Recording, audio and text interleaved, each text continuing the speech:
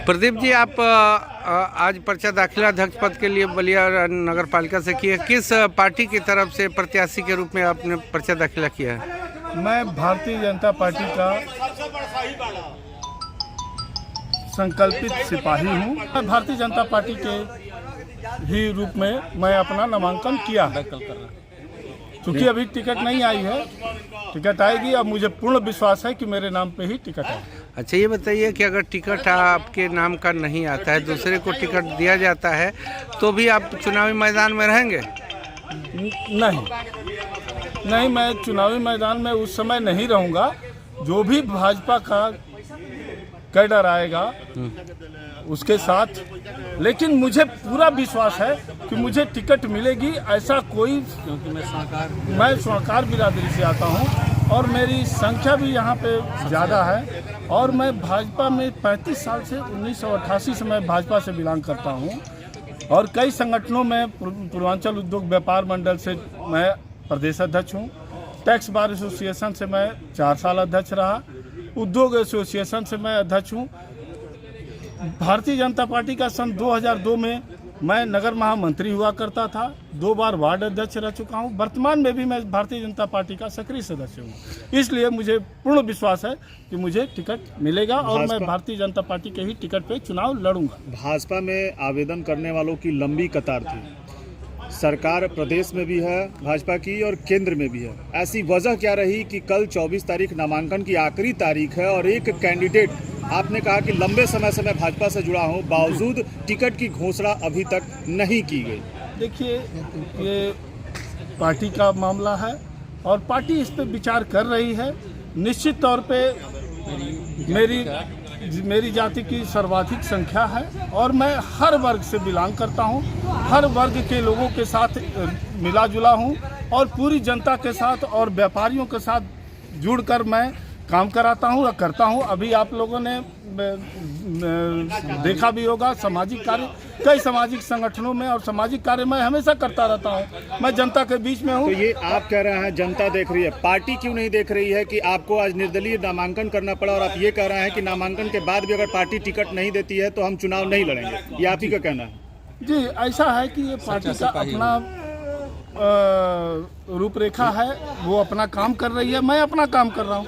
मैं पार्टी का सच्चा सिपाही हूँ और मुझे पूर्ण विश्वास है कि मुझे भाजपा टिकट कहीं ऐसा तो नहीं है कि विरोधी पार्टी के प्रत्याशी के तुलना में आपके यहाँ प्रत्याशी ही नहीं है, भाजपा उप में स्थिति में आ गई है, प्रत्याशी दमदार प्रत्याशी के चक्कर में? भारतीय जनता पार्टी सबसे बड़ी पार्टी है और आज के डेट में एक बहुत बड़ी राष्ट्रीय पार्टी है और ऐसा दूर दूर तक वो नहीं है कि भारतीय जनता पार्टी के पास विकल्प नहीं है। हम लोग उसके अच्छे और मजबूत सिपाही हैं। निश्चित तौर पे सरकार हम लोगों पर विश्वास करेगी और हमको टिकट देगी। तीन ऐसे बड़े मुद्दे जिस एक संकल्प है, स्वच्छ सुंदर बलिया और विकसित बलिया। इसी संकल्प पे मैं काम करूँ। तो भाजपा तो लगातार पिछले जब से सरकार में आई है तब से स्वच्छ और सुंदर की बात करें तो आपको लगता है कि बलिया स्वच्छ और सुंदर नहीं है? मैं पीछे का नहीं जानता, पीछे कभी आप तो सरकार में रहे हैं, आप तो सरकार से जुड़े हुए हैं। वर्तमान में भी आपकी बीजेपी की ही सरकार है, आप उसके कई बार उसके पदाधिकारी रह चुके हैं भाजपा में। तो आपको क्या लगता है वर्तमान में आपको क्या लग रहा है कि पिछले मतलब लगातार कार्यकाल भाजपा का चल रहा है, तो इसमें नहीं, लगातार कार्यकाल भाजपा का नहीं चल रहा है। इससे पीछे निर्दल प्रत्याशी थे, निर्दल जीते थे और भाजपा का इस बार मुझे पूरा विश्वास है कि बलिया की जनता भाजपा पे विश्वास करके निश्चित तौर पे भाजपा के प्रत्याशी को विजयी बनाएगी और उस भाजपा के प्रत्याशी के रूप में मैं ही हूँ। भाई, भाजपा का बलिया ने बहुत साल पहले चेयरमैन दिया था और उस चेयरमैन ने मुर्दा टैक्स लगा दिया था।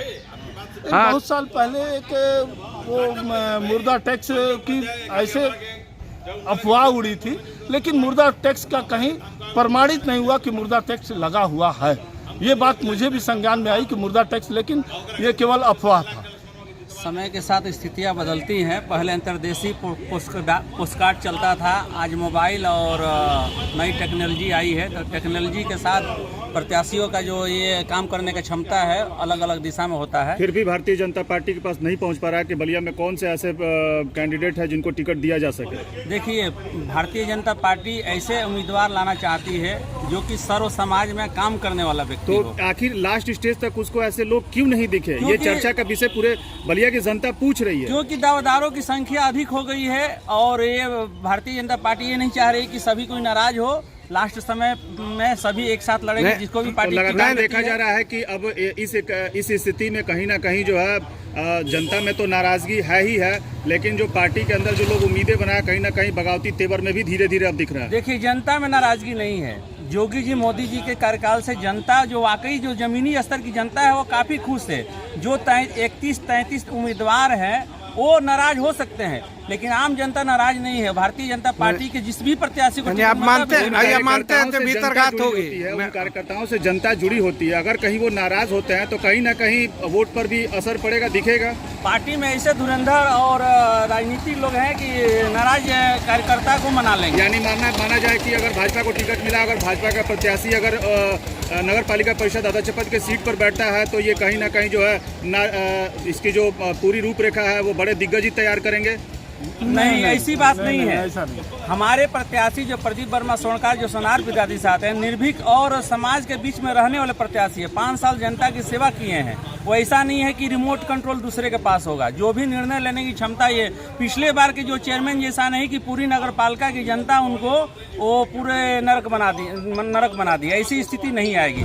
अगर भारतीय जनता पार्टी विश्वास करे टिकट देती है तो सही में हमारे प्रत्याशी विकसित, सुंदर और स्वच्छ बलिया बनाकर दिखाएंगे।